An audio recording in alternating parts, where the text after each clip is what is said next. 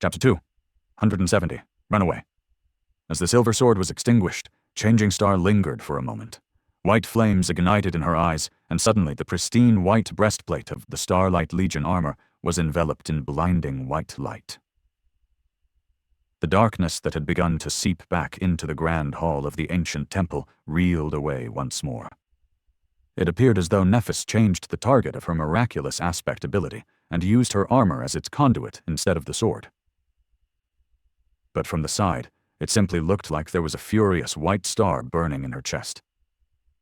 That momentary delay almost cost her her life. As soon as Sunny's scream echoed through the cathedral, the terrifying black blade came down once again. This time Nephis seemingly had no chance to escape. But somehow, she did.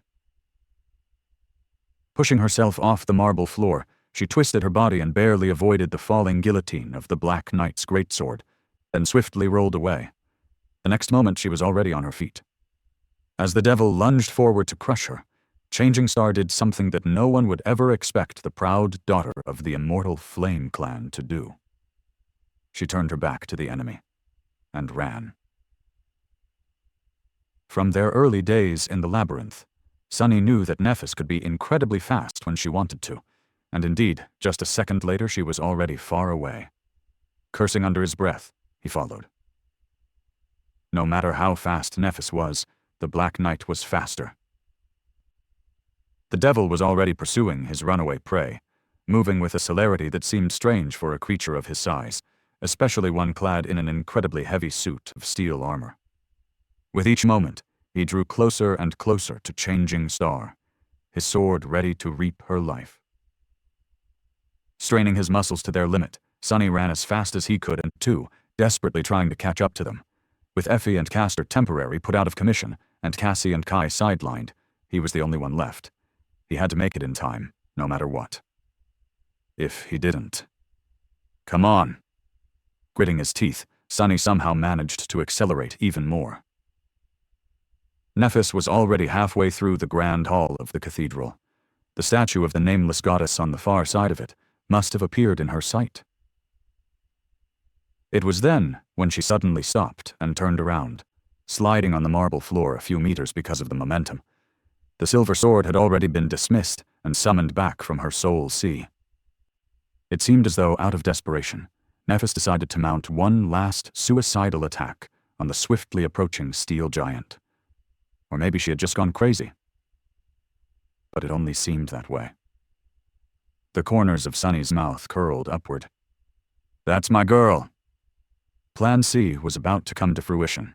Changing Star had performed her role perfectly. Well, what else did Sunny expect from her? All that remained was to stall the Black Knight for a few seconds. The devil descended upon the silver-haired girl in a fury of obliterating black steel. Nephis met him with her usual calm resolve, dodging strike after strike with incredible skill. Just like a lifetime ago, when she had been facing Castor at the dojo of the academy, she used her understanding and control of the flow of combat to breach the gap in speed between her and her opponent. She wasn't as much reacting to the deadly blows delivered by the devil as predicting them, moving to evade the strikes of the black greatsword before they could even happen. Of course, this deadly dance could not last. The tiniest of mistakes would have been her last. And even if she didn't make any, Nephis was not going to be able to keep this level of concentration for long, not to mention the insane toll this fearsome clash took on her stamina and endurance. But she didn't have to. All she needed to do was to keep the bastard busy for a couple of seconds.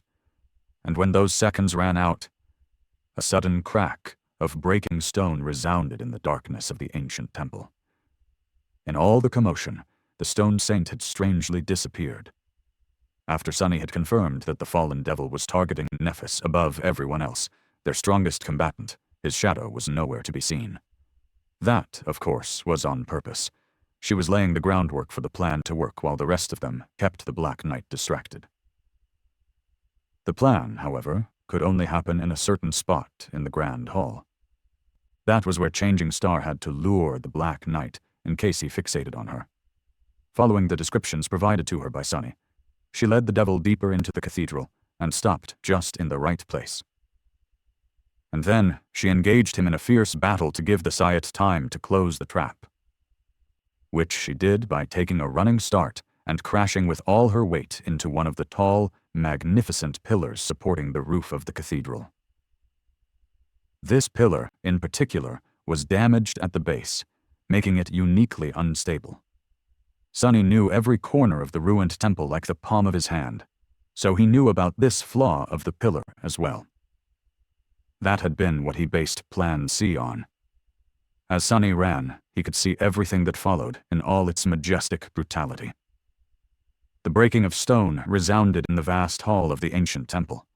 A net of cracks appeared on the massive, incredibly tall column and quickly spread to a deep gash in its base.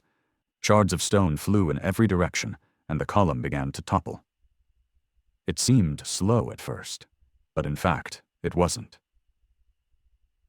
In the center of the hall, the Black Knight paused his relentless onslaught for a moment, and turned his head following the sound of cracking stone. He was a second too late. As Nephis dashed away, the pillar fell on the devil, crushing him under countless tons of hard stone.